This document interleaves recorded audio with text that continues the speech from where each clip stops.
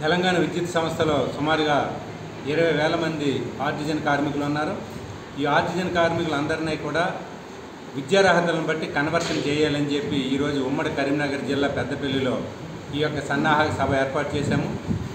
ఈ సన్నాహక సభ ద్వారా ఈ రాష్ట్ర ప్రభుత్వానికి ట్రాన్స్కో యాజమాన్యానికి టీవీఏసీ జేఏసీ విజ్ఞప్తి చేస్తూ ఉన్నది ఒకే ఒకటే, ఏ రకమైనటువంటి ఆర్థిక భారం పడనటువంటి కన్వర్షన్ ఇది.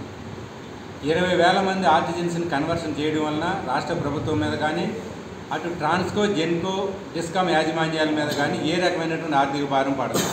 మరి ఏ రకమైనటువంటి ఆర్థిక భారం పడనటువంటి కన్వర్షన్ చేయడానికి ఈ రాష్ట్ర ప్రభుత్వానికి ఎందుకు ఇబ్బంది పడుతున్నారు అనేది మా టీవీఏసీ జేఏసీ ప్రశ్నిస్తూ ఉంది.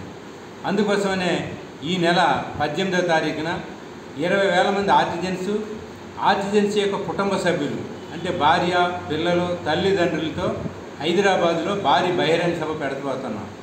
ఆ భారీ బహిరంగ సభ అనంతరం ఈ రాష్ట్ర ప్రభుత్వానికి ప్రిన్సిపల్ సెక్రటరీకి, ఎనర్జీ సెక్రటరీకి, ట్రాన్స్కో యాజమాన్యానికి, టోటల్గా విద్యుత్ సంస్థ యాజమాన్యానికి సమ్మె నోటీస్ ఇవ్వబోతూ ఉన్నాము. ఈ సమ్మె ద్వారా ఈ ఆర్టిజన్స్ యొక్క కన్వర్షన్ సాధిస్తామనే పద్ధతితో మా టీవీఏసీ జేఏసీ ముందుకు పోతూ ఉంది.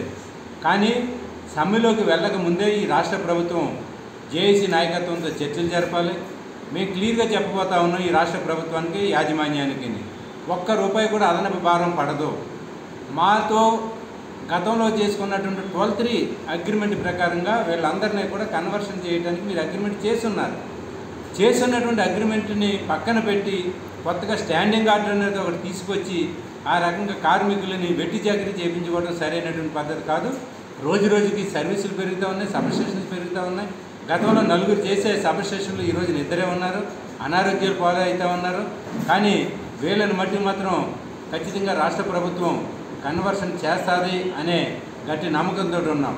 గత ప్రభుత్వం మోసం చేసిందని చెప్పేసి మీరే చెప్పారు, అసెంబ్లీలో బయట చెప్పారు.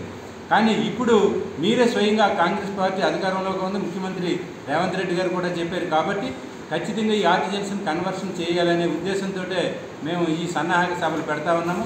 18వ తారీఖున సమ్మె నోటీస్ ఇవ్వబోతూ ఉన్నాం. అవసరమైతే సమ్మె అనివార్యమైతే ఆ యొక్క సమ్మె చేయడానికి కూడా 20,000 మంది ఆర్టిజన్స్ సిద్ధంగా ఉన్నారని చెప్పేసి తెలియజేస్తూ ఉన్నాం.